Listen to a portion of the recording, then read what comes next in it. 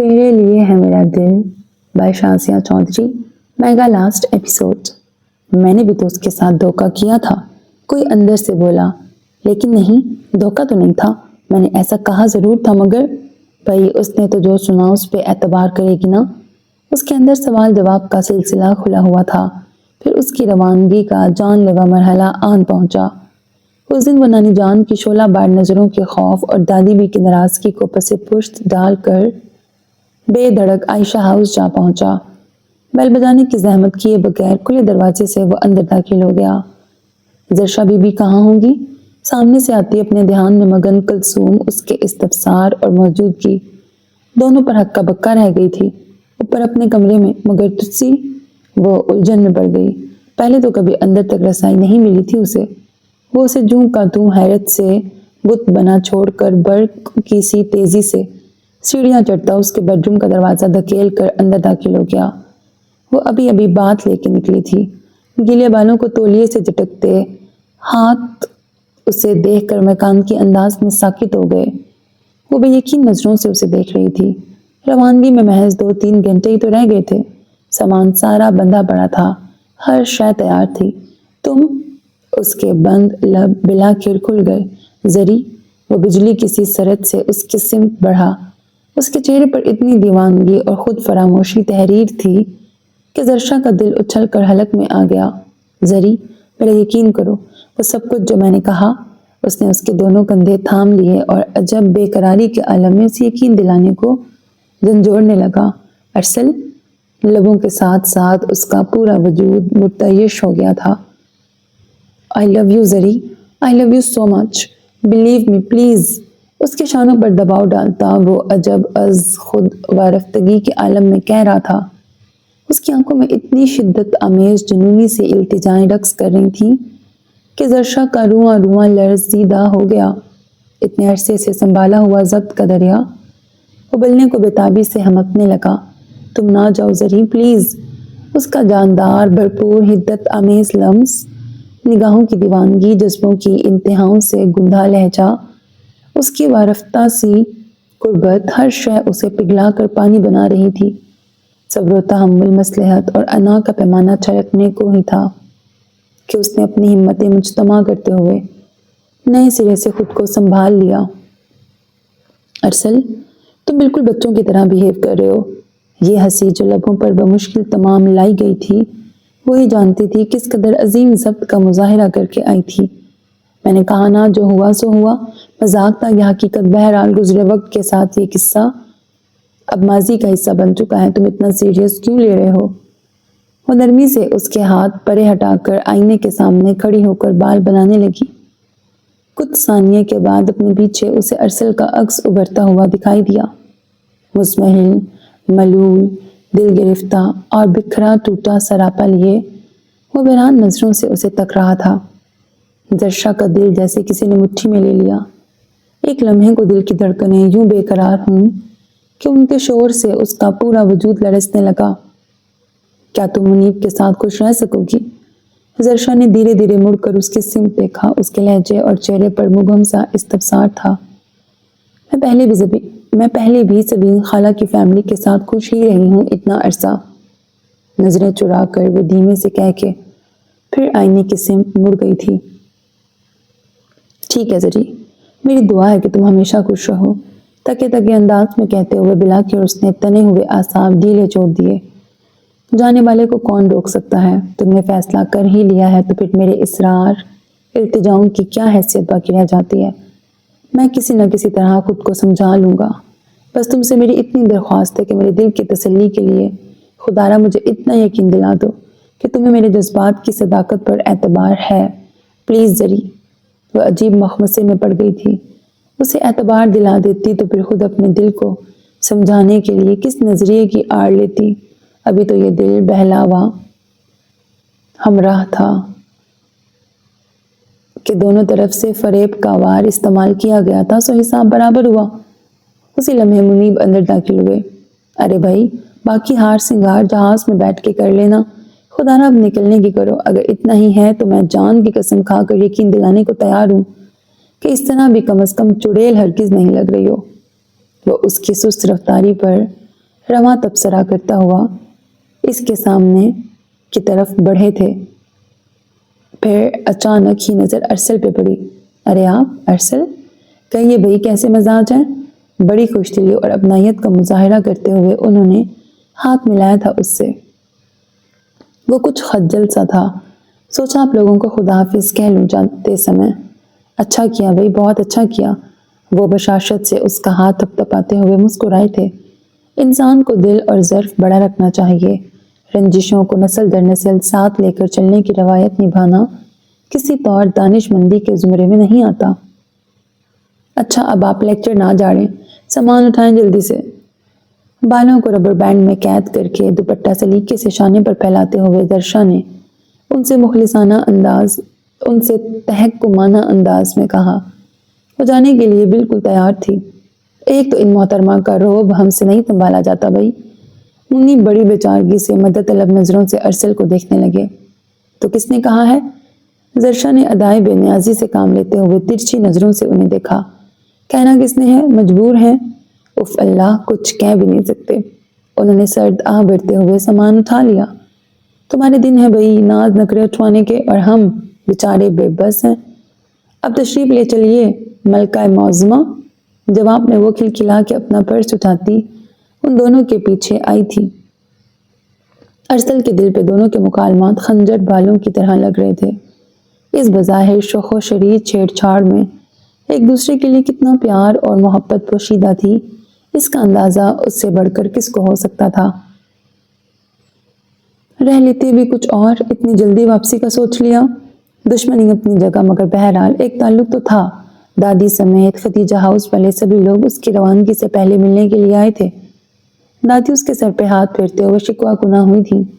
سدا خوش رہو بچے، دوبارہ چکر ضرور لگانا۔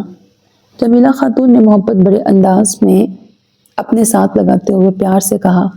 ہم آپ کو مس کریں گے۔ نگین، ندرت، رفت اور نبیل سبھی نے پچھلی تلخیاں بلا کر خلوص سے کہا تھا۔ بہرحال اتنا عرصہ اس کے ساتھ گزارا تھا۔ نانی کے تو آنسو ہی نہیں رک رہے تھے۔ بڑی مشکل سے اس نے انہیں اپنی قسمیں دے کر چپ کروایا تھا۔ بالآخر سب سے مل کر وہ گاڑی میں بیٹھنے لگی تو بے اختیار پلٹ کر بت کی طرح جامد و ساکت مہر بالب کھڑے ارسل پہ نگاہ ڈالی۔ وہ بغیر پلکیں جھپکائے اس کی طرف دیکھ رہا تھا۔ کیا تھا ان آنکھوں میں؟ حسرت، ملال، رنجیدگی، شکایتیں، شدت جذبات کا اظہار کرتی رت جگوں کی لالی سے سجی وہ بھوری آنکھیں جیسے اس کے اندر کہیں گڑ کے رہ گئی تھیں۔ خدا حافظ، اس کے لب ہلے اور پھر جیسے گاڑی کی روانگی کے ساتھ ہی ارسل کے دل سے خوشی اور سکون و قرار کی ہر رمق رخصت ہو گئی۔ کیا ہو رہا ہے ارسل؟ اتنی ٹھنڈ میں باہر بیٹھے ہو؟ ہاتھ میں گرم گرم بھاپ اڑاتی کافی کے 2 مگ لیے نگین اکبی لان کے قدرے ویران سے گوشے میں سنگی بینچ پہ بیٹھے ارسل کے قریب آئی تھی۔ اس نے بغیر کچھ کہے بے تاثر نگاہوں سے اس کی سمت دیکھا اور پھر کافی کا مگ تھام لیا۔ کیا بات ہے ارسل، بہت چپ چپ رہنے لگے ہو ان دنوں؟ نگین بہت غور سے اس کا چہرہ پڑھ رہی تھی، جہاں عجیب سا بولتا سکوت چھا گیا تھا۔ یوں ہی کچھ کاروباری معاملات میں الجھا ہوا ہوں۔ اس کا گریز پاسا انداز نگین کو چونکا گیا۔ اس کے ہاتھ میں یا ارد گرد کوئی فائل یا کاغذ نہیں پڑا تھا۔ وہ کتنی ہی دیر اوپر کھڑکی سے اسے سر جھکائے بیٹھے گھاس کے تنکے توڑتے مروڑتے دیکھتی رہی تھی۔ مجھے یوں لگ رہا ہے کہ الجھنیں کہیں اور سے پیدا ہوئی ہیں۔ نگین اس کے چہرے پر کچھ کھوج رہی تھی۔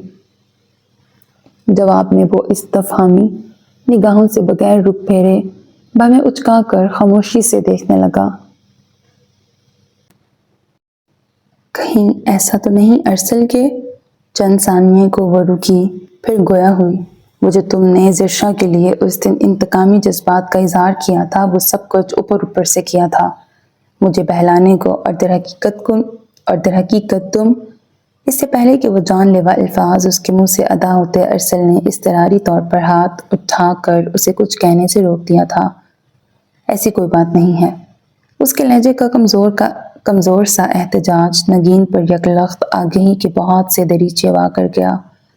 ایک لمحے کو وہ جیسے سناٹے میں رہ گئی۔ ارسل، کتنی ہی ساعتیں گزر جانے کے بعد اس نے دھیمے سے اسے پکارا۔ یہ سب کچھ اچھا نہیں ہوا۔ اس کے لہجے میں ملال تھا۔ ارسل ٹھنڈی سانس بھر کے آسمان کی سمت دیکھنے لگا۔ اگر ایسی بات تھی تو شروع سے کلیئر کیوں نہیں کی دادی بھی کے سامنے؟ اب تو بہت سے لمحے وقت کے تھال سے سکوں کی مانند گر کے ماضی کی خاک میں مل چکے ہیں۔ تعلقات بنتے بگڑتے وقت کب بتاتے ہیں؟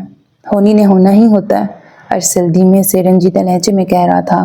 اس داستان کو ایسے موڑ پر آ کر ہی ختم ہونا تھا، لیکن ارسل تمہیں اس بات کا خود کو یقین دلانا ہوگا۔ دیکھو تو حالت کیا بنا رکھی ہے تم نے۔ زندگی کی ہر خوشی، ہر تفریح خود پہ حرام کر رکھی ہے۔ جمیلہ پھپھو اور ایاز پھپھا کس قدر پریشان رہنے لگے ہیں تمہاری اس گمسم کیفیت کی وجہ سے، اور دادی تمہاری اس چپ کا دروازہ کھولنے کے لیے زور و شور سے آج کل تمہاری شادی کا سوچ رہی ہیں۔ نگین نے فکر مندی اور تشویش کے ملے جلے انداز میں اسے بتایا۔ اس کی پیشانی پر ناگواری اور تفکر کا جال سا بچھ گیا۔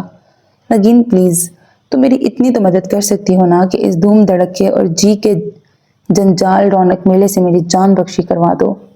وہ بیزاری کی انتہاؤں کو چھوتا ہوا التجائیہ کہہ رہا تھا۔ نگین اس کی دل گرفتہ اور مجروح حالت دیکھ کر رنجیدہ ہو رہی تھی۔ ارسل، تمہیں خود کو سنبھالنا ہوگا۔ اس کے درد امیز لہجے میں بلا کی اپنائیت تھی۔ یہی تو کر رہا ہوں۔ اس کا شکست خوردہ لہجہ اس کی جذباتی پسپائی کا غماز تھا۔ ادھر کیا کر رہے ہو تم لوگ اتنی ٹھنڈ میں؟ دادی بھی کشاں کشاں ادھر چلی آئی تھیں۔ یوں ہی دادی بھی، ارسل کو کوئی پریشانی لاحق تھی، وہی پوچھ رہی تھی۔ نگین کے کہنے پر ارسل نے تیزی سے سر اٹھا کر تنبیہی نظروں سے اسے دیکھا تو وہ گڑبڑا کے بعد بدل گئی۔ دراصل کوئی کاروباری مسئلہ درپیش ہے اسے۔ تو مسئلہ کیا یہاں برفیلی جگہ بیٹھ کے ہی حل ہوگا؟ دادی بھی خاصی خفا تھیں۔ بیمار پڑنے کا ارادہ تو نہیں ہے تم لوگوں کا؟ چلو اندر۔ وہ انہیں ڈانٹ ڈپٹ کر اندر لے آئی تھیں۔ تیرے لیے ہے میرا دل جانا، ہوتے ہیں تو ہوں فاصلے درمیاں۔ لاؤنج سے گزرتے ہوئے بے اختیار وہ ٹھہر گیا۔ نبیل جنید جمشید کی آواز کے سحر میں کھویا۔ کشنز کے سہارے نیم دراز بڑے مست و مگن سے انداز میں ہاتھ اور پاؤں ایک ردم کے ساتھ ہلا رہا تھا۔ بڑی متوازن اور خوبصورت آواز تھی۔ دھیما دھیما ٹھہرا ٹھہرا سا میوزک، اتنی بے ساختہ سادہ سے جذبات کی ترجمانی کرتی شاعری۔ ارسل کو لگا جیسے کسی نے اس کے دل پہ ہاتھ رکھ دیا ہے۔ ہیں ارسل بھائی، آپ کب سے نبیل بھائی کی کلیکشن میں دلچسپی لینے لگے؟ جب اس نے دوسرے دن رفت کو نبیل سے وہ کیسٹ لا کر دینے کو کہا تو وہ اچھی خاصی متحیر رہ گئی۔ نبیل لوگوں کو جب خبر ہوئی تو انہیں بھی خاصا استجاب ہوا۔ بھائی کوئی سچ مچ کی گڑبڑ لگتی ہے مجھے، نبیل نے بڑے وثوق سے کہا۔ کوئی چکر ضرور ہے۔ گزشتہ 2-3 ماہ سے ارسل بھائی کا رویہ بڑا مشکوک سا ہو گیا ہے۔ رفت سوچوں کے سمندر میں غرق متفکرانہ انداز میں کہہ رہی تھی۔ یہ ہمیں وقت کسی سوچ میں ڈوبے کھوئے کھوئے الگ تھلگ رہنا، اپنے آپ میں گم رہنا، دنیاوی ہنگاموں سے کنارہ کشی کیے رکھنا، اداسی، مایوسی اور تنہائی کے دورے پڑنا، بھوک پیاس اور گرمی سردی کے احساس سے عاری ہو جانا، یہ سب علامات ایک بہت اہم اور سنگین نوعیت کے مرض کی طرف نشاندہی کرتی ہیں، اور وہ مرض محبت کے سوا اور کچھ نہیں ہو سکتا۔ نبیل نے علامات پر مفصل غور کرنے کے بعد اپنا فیصلہ سنا دیا، پھر سر میں آ کر گنگنانے لگا۔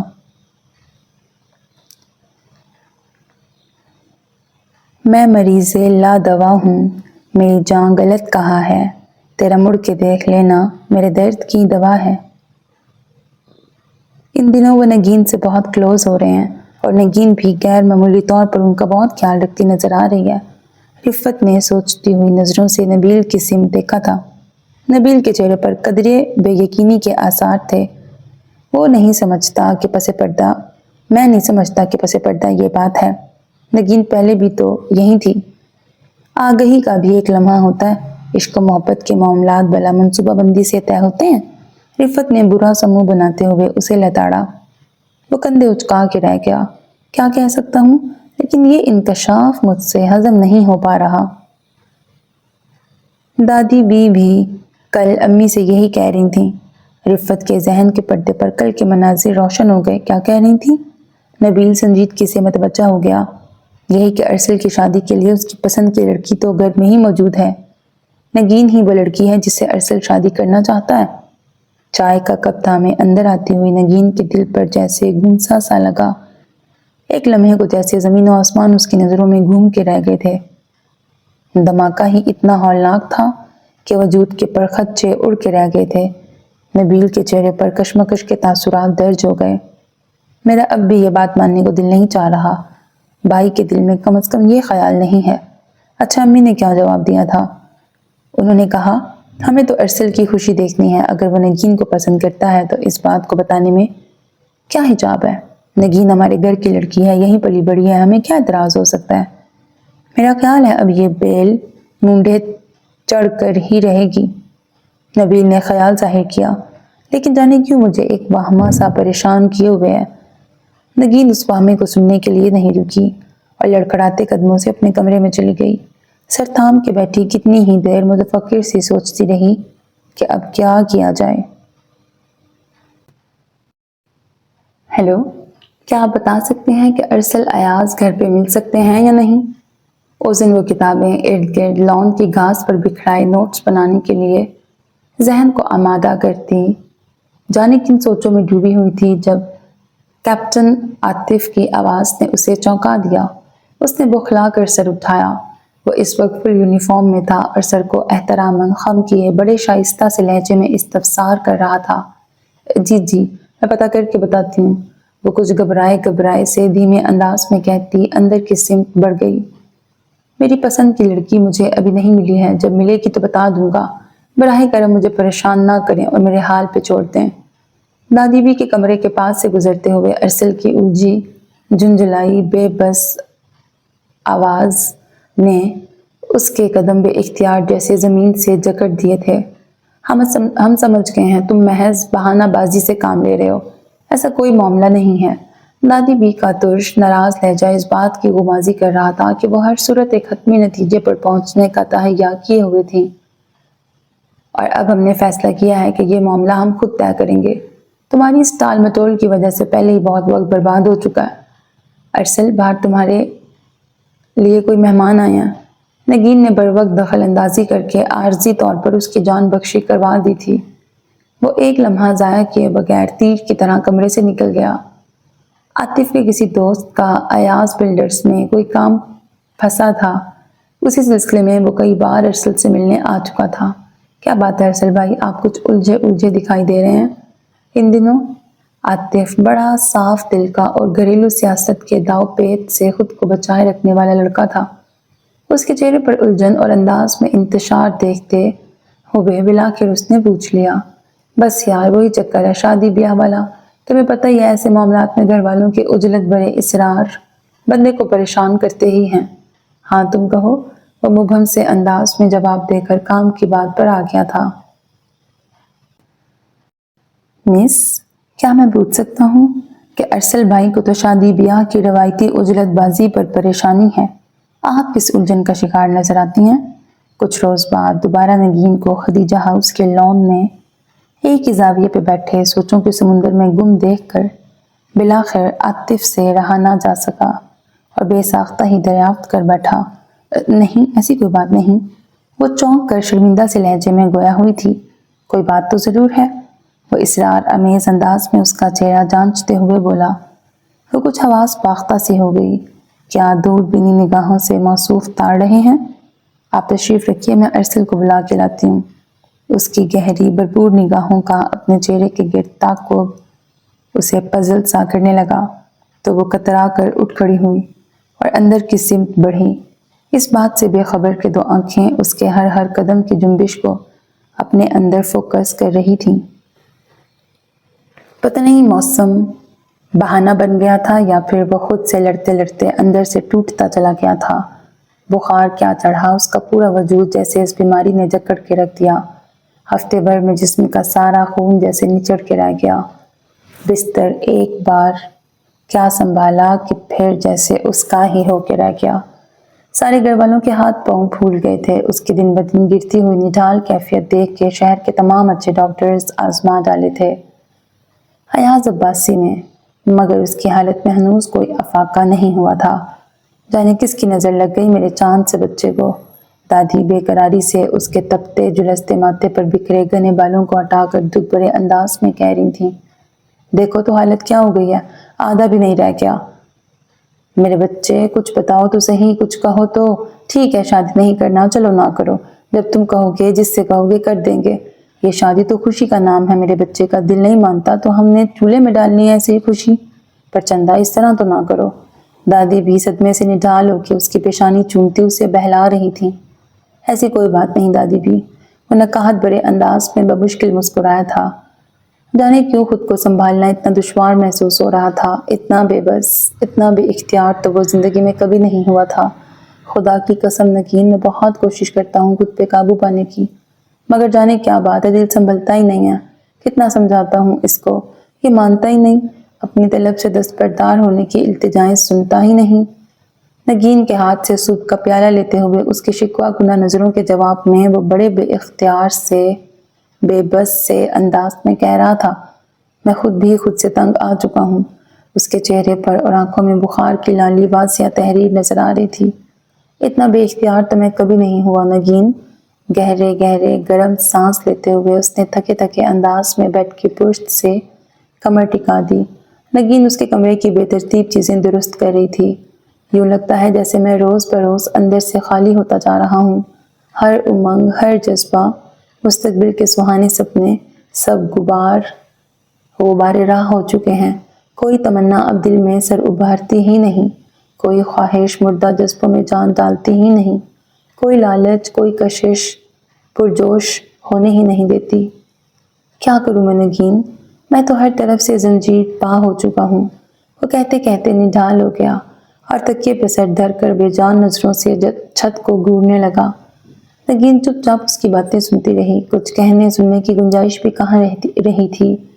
اس کے جنونی جذبات سے بخوبی آگاہ جو ہو چکی تھی۔ میں ایسا نہیں تھا، کبھی زندگی میں نہیں سوچا تھا ایسا بھی مقام آئے گا۔ میں تو بڑا مغرور، بڑا جاہ جلال والا، بڑا جارح ہوا کرتا تھا، کسی بات کو خاطر میں ہی نہیں لاتا تھا۔ طوفان آ جائے، آندھیاں جھکڑ چلنے لگیں، مصائب کی مجھے کوئی پرواہ نہیں ہوا کرتی تھی۔ بڑے سے بڑے نقصان کو ٹھوکروں میں اڑا دینے کا خوگر ہوا کرتا تھا۔ پھر یوں اتنا بے اختیار، اتنا خود سے بیگانہ، ایسا کیوں ہے نگین؟ اس کا غصہ، تلخی، بے بسی، بے چارگی اور جلاہٹ سے لبریز ٹوٹا بکھرا لہجہ نیزے کی انی کی طرح نگین کے دل پہ لگا تھا۔ ارسل، ہمت کیوں ہارتے ہو؟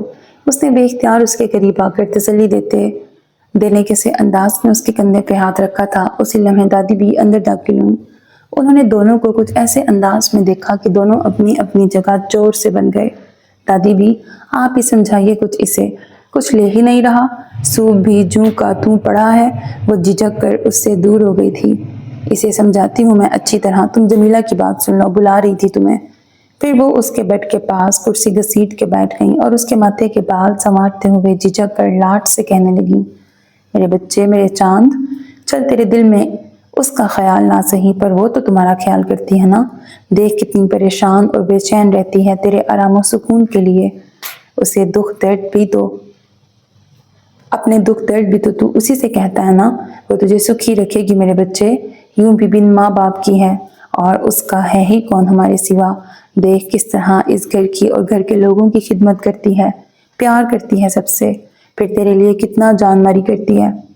دادی بھی، ارسل سناٹے میں رہ گیا تھا۔ تو اس کا مطلب ہے نگین کی مجھ پر خصوصی توجہ کی وجہ یہ تھی؟ یوں تو وہ شروع سے اس سے بہت اچھی طرح پیش آتی رہی تھی، اس کے مسائل، آرام و سکون اور کھانے پینے کا دھیان رکھتی، اس کے معاملات میں دلچسپی لیتی تھی۔ اسی لیے جب درشا والا واقعہ ہوا تو بغیر وضاحت کے معاملے کی تہہ تک پہنچ گئی اور اس کے اندرونی احساسات سے باخبر ہو گئی۔ تو کیا اس خیال کے پیش نظر وہ اس کے اتنا قریب آ گئی تھی؟ ارسل کے ارد گرد برف کی دیواریں سی کھڑی ہو گئیں۔ وہ تو پہلے ہی نارسائی کے دکھوں کے صحرا میں بھٹک رہا تھا، اب کسی کے دل کا مجرم بننے کا انکشاف اور زیادہ تشنگی بڑھانے لگا۔ کیا نگین نے اس سلسلے میں آپ سے کچھ کہا ہے؟ اس کی آواز کنویں سے برآمد ہوتی محسوس ہو رہی تھی۔ لے بلا، ایسے معاملات میں بچیاں اپنے منہ سے اقرار کرتی ہیں کبھی؟ دادی بی کو اس کی ناسمجھی پر اور کم عقلی پر افسوس ہوا۔ ارے بچے، یہ سب کچھ تو ان کے رویوں سے ظاہر ہو جاتا ہے، بات صرف سمجھنے کی ہوتی ہے۔ دادی بھی اسے سمجھا رہی تھیں۔ اس کو اپنا دل ڈوبتا ہوا محسوس ہوا۔ یہ ایک نیا بوجھ دل پہ آن پڑا تھا۔ اگر واقعی ایسا ہی ہے تو پھر وہ بھی تو انہی مراحل سے گزر رہی ہوگی جن سے میں گزر رہا ہوں۔ حسرت، ملال، تشنگی، بے بسی، خود اذیتی کے اس سمندر میں جانے کب تک بھٹکنا مقدر بن چکا ہے۔ تو کیا نگین بھی؟ عجیب دل گرفتہ سی سوچوں نے اس کے ذہن کو جکڑا تھا۔ کتنے ہی دن یوں ہی بیزار کن انداز میں بستر پہ پڑے گزرتے چلے گئے۔ اس دن کچھ طبیعت سنبھلی تو بے اختیار قدم عائشہ ہاؤس کی سمت جانے کو مچل گئے۔ کیسے مزاج ہے نانی بھی؟ ذرا سا فاصلہ طے کرنے سے ہی اس کی سانس پھول گئی تھی۔ عائشہ بیگم نے پہلے معتجب سا ہو کر پھر نہایت غور سے اس کے سراپے کو جانچا۔ پیلا زرد اذیت کے تاثرات سے سجا چہرہ، بجھی بجھی آنکھیں، بڑھی ہوئی شیو، ملگجے کپڑے، نحیف کمزور نڈھال سا وجود، تھکا تھکا بکھرا ٹوٹا بیمار انداز۔ یہ کیا حالت ہو گئی ہے تمہاری؟ اڑتی اڑتی ان کے کان میں تو پڑی تھی اس کی بیماری کی خبر، لیکن ان کے وہم و گمان میں بھی نہیں تھا کہ وہ اس حد تک بیمار ہوگا۔ بیٹھو ادھر۔ کیوں نکلے اتنی کمزوری کے عالم میں باہر؟ تمہیں ابھی آرام کرنا چاہیے تھا۔ اس کی حالت دیکھ کر نانی بی کے دل میں قدرتی طور پہ ہمدردی جاگ اٹھی تھی۔ وہ صوفے کی پشت تھام کے لڑکھڑاتا ہوا گرنے کے سے انداز میں بیٹھ گیا۔ نانی نے رشید سے کہہ کے اس کے لیے پانی منگوایا۔ آپ کیسی ہیں نانی، ٹھیک ہیں؟ سانسیں درست کرتے ہوئے اس نے صوفے کی پشت سے سر ٹکا کے پوچھا۔ ہاں اللہ کا شکر ہے، مگر تمہیں کیا ہو گیا؟ ان کے لہجے میں سچ مچ تشویش تھی۔ بس نانی، اس نے گہرا سانس لیا۔ نانی قاہرہ سے کچھ خیر خبر ملی؟ زرشا کیسی ہے؟ بلاخر وہ مدعا لبوں پہ لے آیا جس کے لیے اتنی تکلیف برداشت کر کے چل کے ادھر آیا تھا۔ ٹھیک ہے، اب خط آیا تھا اس کا۔ نانی کے لہجے میں دنیا بھر کا پیار امٹ آیا تھا زرشا کے ذکر پر۔ اس کی یاد اتنی پیاری تھی کہ وہ ارسل کے منہ سے اس کا نام اور سوال سن کے غصہ کرنا بھول ہی گئیں۔ منیب کی شادی کی تصویریں بھی بھجوائی ہیں۔ شادی ہو گئی ان کی۔ اس کا دل جیسے کسی نے مٹھی میں لے کے مسل دیا۔ ایک لمحے کو اندھیرا سا چھا گیا آنکھوں کے آگے۔ ہاں، وہ تو پہلے سے طے تھی، بس منیب کو ضد تھی کہ بہن آئے گی تو ہی وہ سب کچھ اپنے ہاتھ سے کرے گی، اسی لیے اسے لینے آیا تھا۔ ٹھہرو میں تصویریں لا کے دکھاتی ہوں تمہیں۔ بہن، شادی طے تھی؟ تحیر و استعجاب نے اس کے اعصاب سلب کر کے رکھ دیے تھے۔ تو وہ سب جو زرشا نے کہا یا مظاہرہ کیا وہ سب کچھ محض رد عمل تھا، بدلہ تھا؟ اس کے ارد گرد دھماکے سے ہونے لگے۔ نانی تصویریں لے آئی تھیں، وہ ہر تصویر میں نمایاں تھی، کہیں دلہا سے نیک وصول کرتے ہوئے، کہیں دلہن کے گرد بازو پھیلائے ہوئے، کھلکھلاتی ہنستی مسکراتی سجی سجائی زرشا جیسے مجسمے قیامت بن کے اس کے سامنے آئی تھی۔ لکھا تھا ادھر یونیورسٹی میں ہی داخلہ لے لیا ہے اس نے۔ میں نے تو سبین سے کہا تھا اب کوئی اچھا سا لڑکا دیکھ کے اس کا گھر بسانے کی سوچو، مگر وہ پٹھے پہ ہاتھ ہی نہیں دھرنے دیتی۔ کہاں مانتی ہے کسی کی؟ اس سے زیادہ دیر ادھر رکا نہ گیا۔ اس کے اعصاب جو جواب دینے لگے تھے۔ بدقت تمام سیڑھیاں چڑھتا اپنے کمرے میں آ گیا اور بے دم سا ہو کر بیڈ پہ دراز ہو گیا۔ عجیب سیال دھواں سا پھیلتا محسوس ہو رہا تھا اپنے اندر۔ اتنی تپش اور گھٹن سی لگ رہی تھی جیسے کسی نے بٹی میں ڈال دیا ہو۔ یہ نسل در نسل منتقل ہونے والی تلخیاں، دشمنیاں اور عداوتیں بعض اوقات کس قدر جان لیوا ثابت ہوتی ہیں۔ ہم دونوں کے درمیان جو کچھ بھی تھا مذاق تھا یا حقیقت، بہرحال اسے روایتی دشمنی کی نظر ہونا تھا۔ انجام تو بہرحال نارسائی ہی تھا۔ اسے بھی خبر تھی، میرا یقین کر بھی لیتی تو بھی مقدر سے یقین کون کرواتا، کون دونوں بڑوں کو قائل کرتا۔ دیوار تو ہمیشہ حائل رہنی تھی۔ میں اسے اپنا کر اپنے باپ کے زخموں پہ نمک چھڑک سکتا تھا، وہ مجھے قبول کر کے اپنی نانی کی ہار کا تماشا دیکھ سکتی تھی۔ نہیں، یوں بھی جدا تو ہونا ہی تھا۔ یہ بدگمانیاں جو ہم دونوں کے درمیان حائل ہیں شاید اسی لیے ہیں کہ ان کے وجود کے پیچھے پناہ لے کے زخمی مجروح جذبات کی تسکین ہو سکے۔ غنیمت ہی تو ہیں یہ گلے شکوے جو کسی نہ کسی طرح قرار بخش دیتے ہیں، جنہیں اس کی ذات سے منسوب کر کے بلبلاتی انا کو رام کر لیا جاتا ہے۔ مگر یہ دل، یہ احساس نارسائی اتنا تنگ کیوں کرتا ہے، بھولتا کیوں نہیں ہے دل کی بھولتا کیوں نہیں ہے دل کی شکست خوردگی کا وہ منظر؟ یہ کیوں نہیں سمجھتا دل کہ جو ہوا سو ہوا؟ کسی اور طرف کیوں دھیان نہیں بٹتا؟ میرے اندر اتنی جسارت کیوں پیدا نہیں ہوتی کہ خود پہ ظلم در ظلم کرنے کا سلسلہ ختم کر سکوں؟ ہر راحت، ہر دل خوش کن ساتھ، ہر قرار اس کے حصول اس سے وابستگی کے ساتھ کیوں مشروط ہو کے رہ جاتا ہے؟ تو کیا یہ طے ہے کہ اب عمر بھر نہیں ملنا؟ تو پھر یہ عمر بھی کیوں تجھ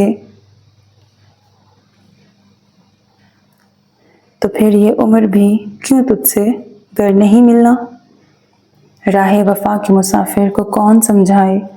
چلو زمانے کی خاطر یہ جبر بھی سہ لیں کہ اب ملے جو کبھی ٹوٹ کر نہیں ملنا۔ یہ کون چپکے سے تنہائیوں میں کہتا ہے میرے بغیر سکون عمر بھر نہیں ملنا؟ جدا تو جب بھی ہوئے دل کو یوں لگا جیسے کہ اب گئے تو کبھی لوٹ کر نہیں ملنا۔ اوہو، اس قدر نا امیدی یا اس کی کیفیت؟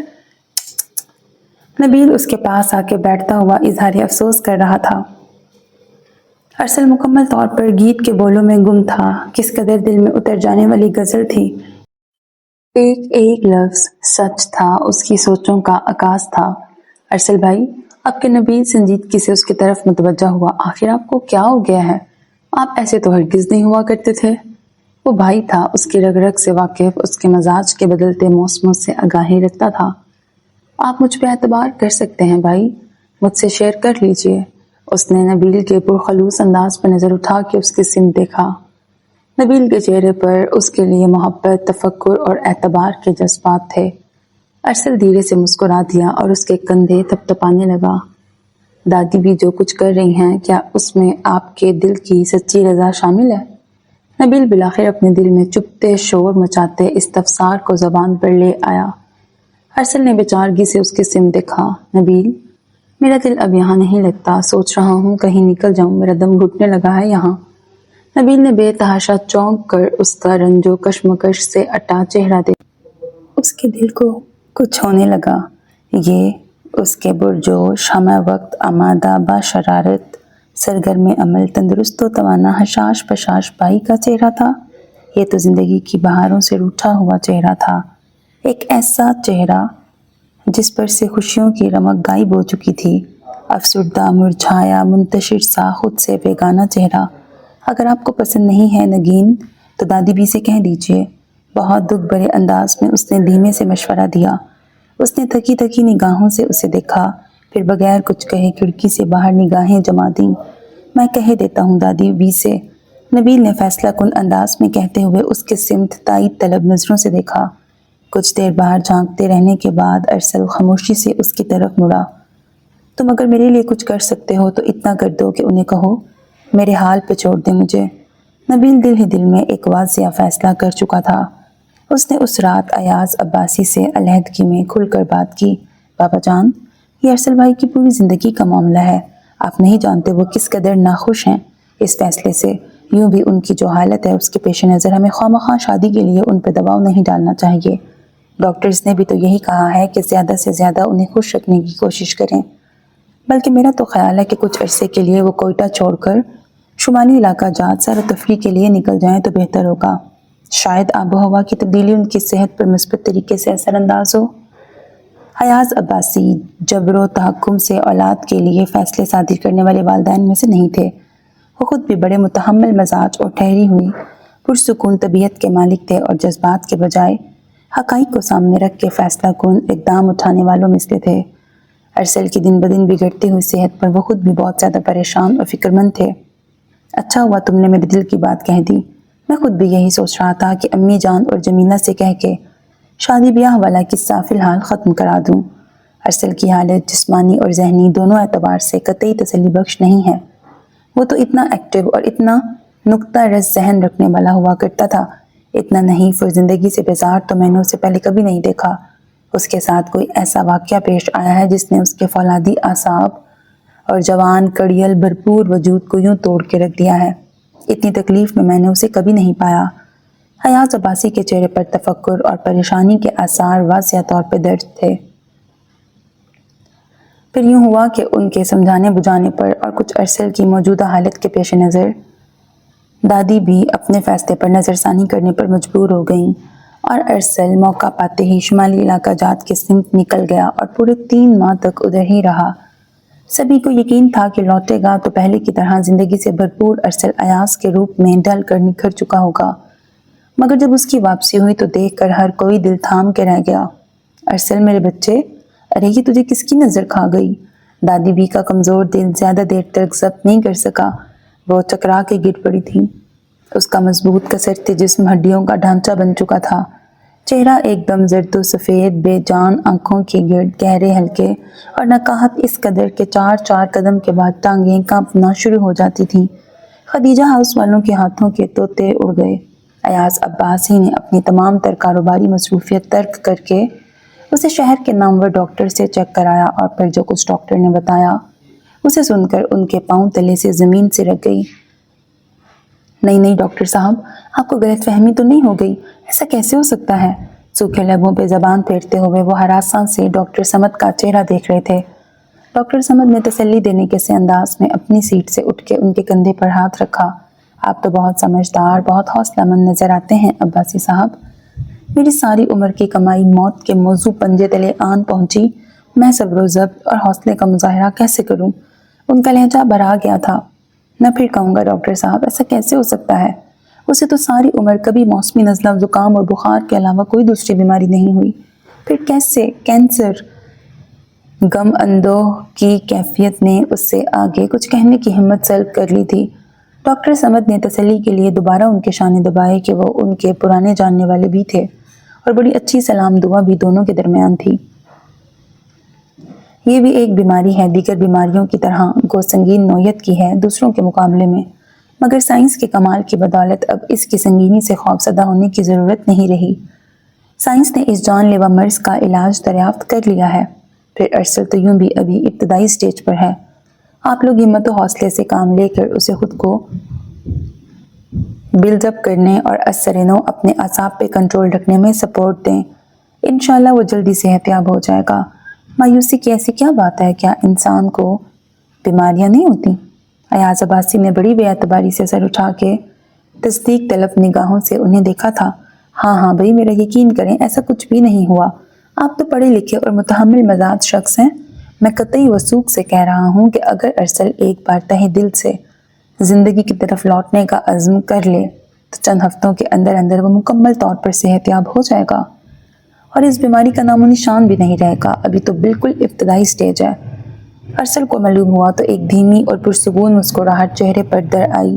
اس کا انداز ایسا سرسری تھا گویا ڈاکٹر نے موسمی نزلہ زکام کی تشخیص کی ہو۔ میرے بچے، تو نے اتنی سی بات دل پہ لے لی؟ ارے شادی تو تیری خوشی کے لیے تھی، تیرے سکون و آرام کے لیے تھی۔ نہیں دل تھا تو کہہ دیتے، تیری خوشی کے لیے تو میرے چاند میں سب کچھ کرنے کو تیار ہوں۔ دادی بھی کی آنکھیں سیلے رواں کی مانند بہہ نکلی تھیں۔ ایک مجروح تبسم اس کے لبوں کو چھوتا گزر گیا۔ میری خوشی کے لیے آپ عداوت کی وہ فصیل گرا سکتی تھیں؟ نہیں، بھلا آپ اپنی انا کے پرچم کیسے سرنگوں ہوتے دیکھ سکتی تھیں؟ کون ہے وہ لڑکی؟ کس بادشاہ کی بیٹی ہے؟ مجھے بتاؤ بچے۔ کیا 7 سمندر پار رہتی ہے؟ کیا 7ویں آسمان پہ رہتی ہے؟ مجھے بتاؤ کون ہے وہ جس کے لیے میرے ہیرے جیسے انمول بچے کو رول دیا؟ جمیلہ خاتون رو رو کے پاگل ہو رہی تھیں۔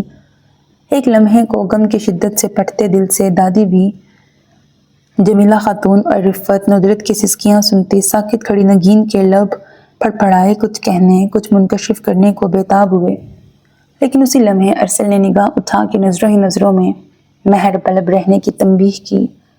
وہ بے بسی سے ہونٹ چبا کے رہ گئی۔ اب فائدہ بھی کیا تھا؟ عداوت اور نفرت کے اس زہریلے اژدہے نے 2 زندگیاں نگل لی تھیں۔ فریقین کے مابین تنفر و تحقیر کی یہ زنجیر کیسے حائل ہوئی؟ جان سے زیادہ عزیز رشتے کی حرمت کیسے پارا پارا ہوئی؟ یہ قصہ بھی اپنی جگہ ایک عظیم دکھ بھری کہانی سے کم نہیں تھا۔ خدا کے لیے خدیجہ، اب چھوڑ دو پیچھا ان کتابوں کا، بھوک سے میرا دم نکلا جا رہا ہے۔ بلاخر اس کا ضبط جواب دے گیا تو جھلا کر ریک میں سر دیے مختلف کتابوں کو الٹتی پلٹتی منہمک اور مگن خدیجہ پر برس پڑی تھی۔ بس تھوڑی دیر صبر کرو، نوٹس بنانے کے لیے مطلوبہ کتاب ہاتھ میں آتے ہی وہ بےتابی سے اس کے اوراق پلٹنے لگی۔ اگر نوٹس آج کی تاریخ میں نہیں بنیں گے تو قیامت نہیں آ جائے گی۔ وہ بنا کر اس کے سر پہ پہنچ گئی۔ آہستہ بھائی آہستہ، یہ لائبریری ہے۔ خدیجہ نے مڑ کر اس کے بلند لہجے پر ٹوکا۔ جہنم میں جاؤ تم اور تمہارے نوٹس۔ اس نے تیزی سے اس کے ہاتھ سے کتاب چھینی اور دوسرے ہی لمحے ساتھ والے ریک میں پھنسا کر اس کا ہاتھ کھینچنے لگی۔ عائشہ عائشہ کچھ ہوش کی دوا لو۔ ارے بھائی ٹھہرو تو، یہ کتاب اتنی دیر کی تلاش کے بعد ملی ہے، اسے کہیں محفوظ تو کر لینے دو۔ کدھر پھینکی ہے؟ مل جائے گی پھر دوبارہ۔ پہلے کینٹین چل کے بھوک تو مٹا لے، ہر وقت کتابی کیڑا بنا رہنے کا شوق تمہیں کہیں کا نہیں جوڑے گا۔ پہلے ہی رنگ ضرورت سے زیادہ گہرا ہے، پڑھ پڑھ کے پوری کلو بیگم بن گئی تو کوئی پوچھے گا بھی نہیں۔ وہ اسے گھسیٹتی ہوئی باہر لے جانے کی صحیح کر رہی تھی۔ عائشہ پلیز یار، اچھا ٹھیک ہے چلے چلتے ہیں کینٹین، مگر پہلے مجھے اس کتاب کو کہیں سنبھال کے رکھ لینے دو۔ کوئی نہیں لے کے جاتا، زیادہ سے زیادہ آدھ گھنٹے بعد ہم آ رہے ہیں۔ ایکسکیوز می، جب تک آپ دونوں کے درمیان کوئی تصفیہ نہیں ہو جاتا میں تب تک یہ کتاب استعمال کر سکتا ہوں؟ ایک سنجیدہ اور متین آواز سماعت سے ٹکراتے ہی دونوں نے بے اختیار پلٹ کر دیکھا تھا، اور پھر جیسے چند ثانیے کو دونوں مبہوت سی رہ گئیں۔ ظاہر سی بات تھی، یونیورسٹی تھی، یہاں ہر رنگ روپ کی لڑکیاں اور لڑکے روز دیکھنے میں آتے تھے۔ ہر مزاج اور صورت و سیرت کے حامل لوگوں سے ملاقات ہوتی تھی، جن میں بہت سے خوش شکل اور حسین مرد بھی شامل تھے، لیکن اس بھوری شفاف آنکھوں والے سرخ و سفید تر و تازہ رنگت لیے چہرے پر بے تحاشا سنجیدگی، وقار، تدبر اور جاہو جلا کی آمیزش لیے شخص میں مردانہ حسن اس قدر کوٹ کوٹ کے بھرا ہوا تھا کہ فی الوقت دیکھنے والا ایک لمحے کو دنگ رہ جاتا تھا۔ خوبصورتی تو بہرحال مل ہی جاتی ہے، لیکن کشش آمیز خوبصورتی بہت کم لوگوں کے حصے میں آتی ہے، اور وہ شخص ان چند خوش نصیبوں میں سے ایک تھا، لیکن شاید اسے اپنی اس خوش قسمتی پر کوئی فخر و ناز نہیں تھا، یا پھر شان بے نیازی دکھا کے اپنی مارکیٹ ویلیو مزید بڑھانا چاہتا تھا۔ تو پھر اجازت ہے؟ دونوں کے چپ رہنے پر بلاخر کچھ توقف کے بعد کتاب اٹھاتے ہوئے اس نے قدم بڑھانے سے پہلے رسماً دوبارہ پوچھا۔ تو وہ ہوش میں آ گئیں۔ لیکن بات یہ ہے جی کہ یہ کتاب آلریڈی ہمیں بہت مشکل سے ملی ہے، ہمیں ابھی نوٹس بنانے ہیں، خدیجہ نے بتایا۔ آپ شاید کہیں جا رہی ہیں، اتنی دیر کے لیے میں اس میں سے کچھ دیکھ لیتا ہوں۔ میں ادھر لائبریری میں ہی ہوں، آپ جب واپس آئیں گی تو مجھ سے لے لیجیے گا۔ نہایت شائستگی سے اس نے حل بتایا تھا، جس پہ کوئی اعتراض کرنے کی گنجائش نہیں رہتی تھی۔ ٹھیک ہے، ہم لوگ آدھے گھنٹے تک آ رہے ہیں، اس دوران آپ اپنے مطلب کی چیز اس میں دیکھ لیجیے۔ ویسے آپ کی تعریف؟ عائشہ اپنا فطری اشتیاق نہ دبا سکی۔ طارق عباسی، ابھی حال ہی میں جامعہ کراچی سے ادھر مائیگریٹ ہو کے آیا ہوں، آپ ہی کے ڈپارٹمنٹ۔ اس نے مختصراً اپنے متعلق بتایا تھا۔ خوشی ہوئی آپ سے مل کے۔ چلو عائشہ، کیا خوابناک چیز تھی بھئی، باہر نکل کر کینٹین کا رخ کرتے ہوئے عائشہ نے تحسین آمیز لہجے میں کہا۔ ہاں یہ تو ہے، اتنا غیر معمولی مردانہ حسن بہت کم دیکھنے میں آتا ہے، خدیجہ نے بھی ایمانداری سے اعتراف کیا تھا۔ اس دن کی ان کی فراخ دلی پر اس نے دوسری ملاقات میں مختصراً ان کا شکریہ ادا کیا، پھر گاہے بگاہے آتے جاتے ہائے ہیلو ہونے لگی، لیکن وہ دوستی استوار کرنے میں حد درجے محتاط نظر آتا تھا، خصوصاً لڑکیوں سے بہت کترایا سا رہتا تھا۔ پڑھائی کے بعد اس کا واحد مشغلہ مباحثوں میں شرکت تھی۔ وہ بلا کا شعلہ بیاں، خطیب اور مقرر تھا۔ صنف نازک کا پورا قبیل اس پہ مرتا تھا، لیکن وہ ہمیشہ ایسے موقعوں پر خوبصورتی سے کنی کترا جایا کرتا تھا۔ یار، وہ ساری دنیا کی زنانیوں سے پرہیز کرتا ہے، لیکن ہمارے ساتھ جب بھی الیک سلیک ہو بڑی عزت سے پیش آتا ہے۔ مجھے لگتا ہے دال میں کچھ کالا کالا ہے، کہیں وہ تیرے ان سنہرے نینوں اور دراز زلفوں پہ تو نہیں مر مٹا۔ اس دن خدیجہ سر تاپا ستائشی نظروں سے اس کا خوبصورت مرمری سراپا دیکھتے ہوئے چھیڑ رہی تھی۔ عائشہ کے گلابی گالوں پر ایک خوبصورت سا رنگ آ کر گزر گیا۔ چل بکواس نہ کر، وہ کہاں کسی کو گھاس ڈالنے والا ہے۔ تو نے نا پڑھاکو بیگم، تو ہے نا پڑھاکو بیگم، اور ذہین و فتین، اوپر سے وہ بھی ٹھہرا لائق فائق۔ تجھ سے کتابی بحث و مباحثے کرنے کا چسکا پڑ گیا ہے، اس لیے ہم سے ٹھیک طرح سے بات کرتا ہے۔ پھر وقت گزرنے کے ساتھ ساتھ بہت سی باتیں ایک دوسرے پر کھلتی گئیں۔ وہ بھی اسے جان گئی تھی اور طارق عباسی بھی سمجھ چکا تھا کہ وہ کس قسم کی لڑکیاں ہیں۔ ان میں خیر خیریت کے بعد پڑھائی کے اور یونیورسٹی میں ہونے والی سرگرمیوں کے علاوہ کبھی کوئی بات نہیں ہوئی۔ پھر فائنل ایگزامز شروع ہو گئے۔ اس دن آخری پیپر تھا۔ خدیجہ کو گھر میں کوئی ضروری کام تھا، وہ پیپر دیتے ہی نکل کھڑی ہوئی۔ عائشہ کے ڈرائیور کو تھوڑا لیٹ آنا تھا، وہ انتظار میں کھڑی تھی۔ جب طارق عباسی اس کے نزدیک رکا، پیپر کے متعلق پوچھنے کے بعد سرسری سے انداز میں اس نے خدیجہ کے بارے میں پوچھا۔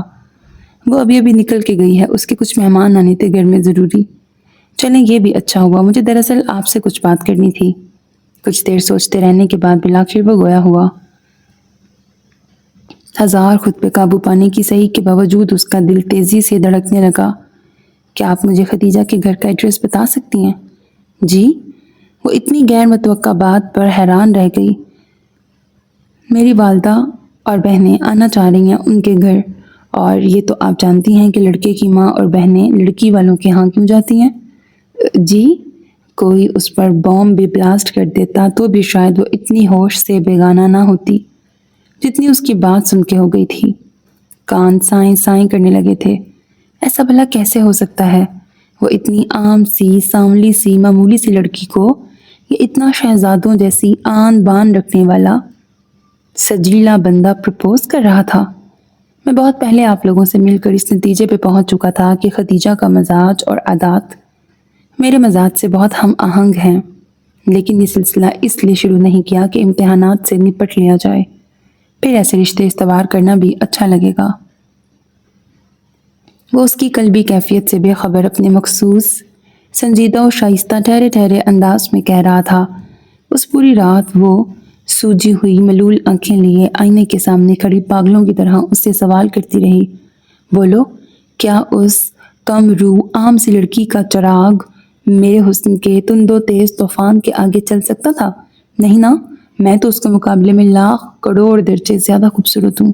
پھر اس دیو ملائی حسن رکھنے والے شہزادے کو یہ خبر کیوں نہ ہوئی کہ میرے دل کے مندر میں اس کی مورتی سجی ہوئی ہے؟ وہ مجھے اپنی دیوداسی بنا لیتا، ساری عمر ان قدموں میں گزار دیتی، اپنا تن من نچھاور کر دیتی، ایک بار میری طلب تو کر کے دیکھتے، کیسے محبت کا ابر بن کے برس جاتی۔ مگر صبح اس کی خدیجہ سے ملاقات ہوئی تو ایک لفظ کہے بغیر وہ اس کا چہرہ دیکھنے لگی۔ آخر اس میں ہے کیا چیز جس نے اس دیوتا کو پجاری کے مقام پر آنے پہ مجبور کر دیا؟ کیا سینگ تو نہیں نکل آئے کہیں؟ اس کی نظروں کے انہماک پر وہ شرارت سے اپنا سر ٹٹولنے لگی، مگر عائشہ کے چہرے پر چھایا ناگوار سا پرتپش سکوت جوں کا توں موجود رہا۔ پھر اس نے بے تاثر سے برفیلے انداز میں طارق عباسی کا مدعا اس تک پہنچا دیا، اور اس بات کو سن کر لمحوں میں رنگوں کی جو دھنک خدیجہ کے چہرے پر سجی، اس نے اندر تک عائشہ کی نس نس بھڑکا دی۔ ارے نہیں بھائی، یہ کیسے ہو سکتا ہے؟ میں تو سمجھتی تھی کہ وہ تم میں انوالو ہے، مجھے کیا خبر تھی کہ… تم اب جھوٹ نہیں بولو، جانتی ہوں میں تم کتنی گنی ہو، سب جانتی تھی وہ کس لیے لور لور ہمارے پیچھے پھرتا ہے، بس مجھے بیوقوف بنانا تھا۔ تلخی سے اس نے کہا۔ کیا بات کرتی ہو عائشہ؟ خدیجہ خفا ہونے لگی۔ بھلا مجھے تم سے چھپانے کی کیا ضرورت تھی؟ اگر ایسی کوئی بات ہوتی تو تمہیں ضرور بتاتی۔ اچھا، اگر اتنا ہی میرا خیال ہے تو تم ایک کام کرو، اس پروپوزل سے انکار کر دو۔ اس کی خود غرضانہ شرط پر خدیجہ دک سے رہ گئی۔ مگر کیوں؟ بس میں کہہ رہی ہوں نا۔ ویسے بھی ایک بات یاد رکھنا، جن بیویوں کے شوہر بہت حسین ہوتے ہیں وہ ساری عمر انگاروں پہ سوتی ہیں۔ تمہارا ہی بھلا ہوگا، یوں بھی اتنے خشک مزاج اور سرد مہر شخص کے ساتھ زندگی بھر ساتھ نبھانا بہت مشکل ترین امر ہے۔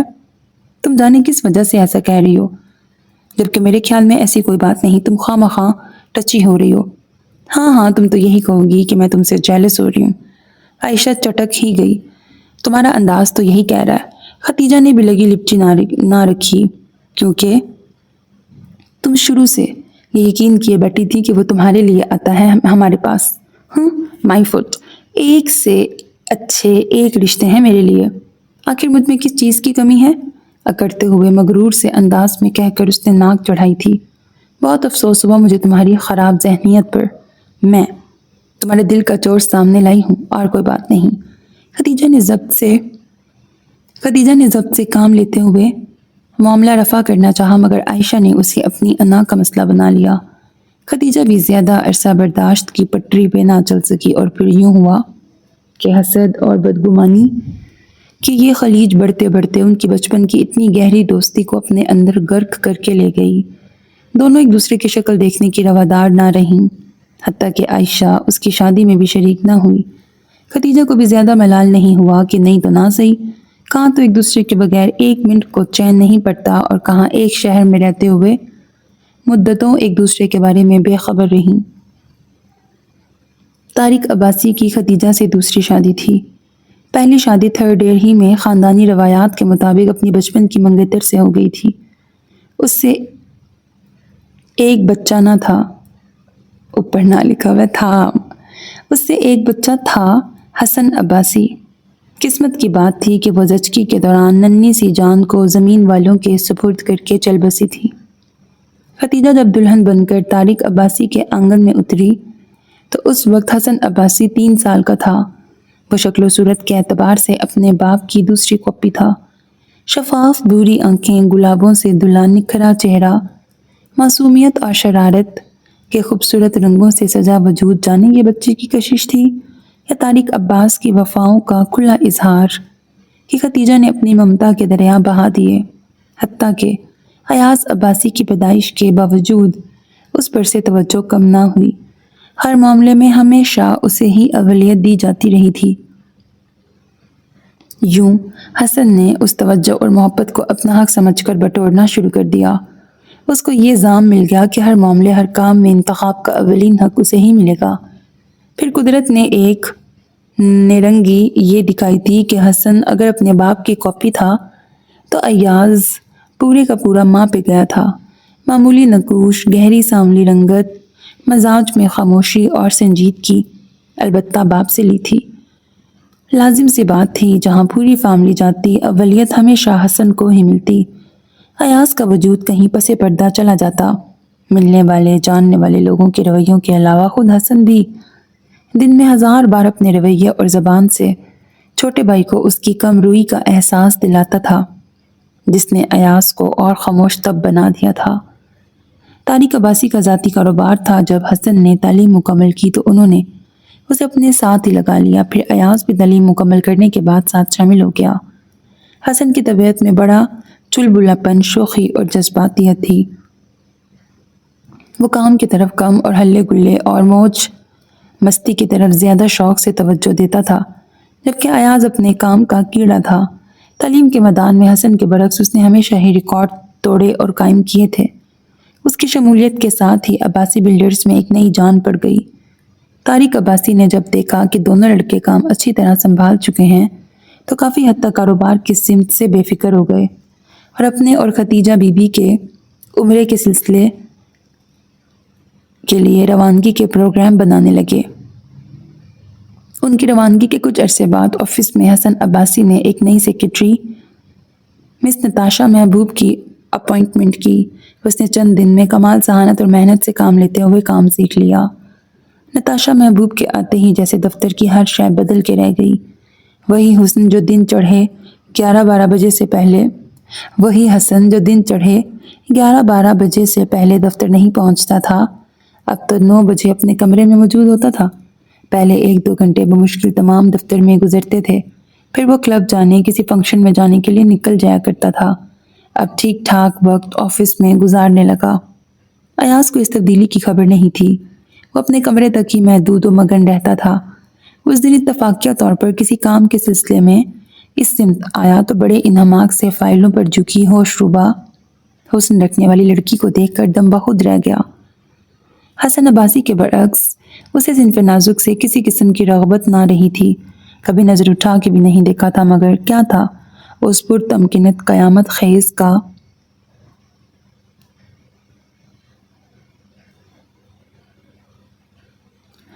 حسینہ کے سراپے میں کہ اس کی ایک جھلک اسے ہوش و حواس سے بیگانہ کر گئی۔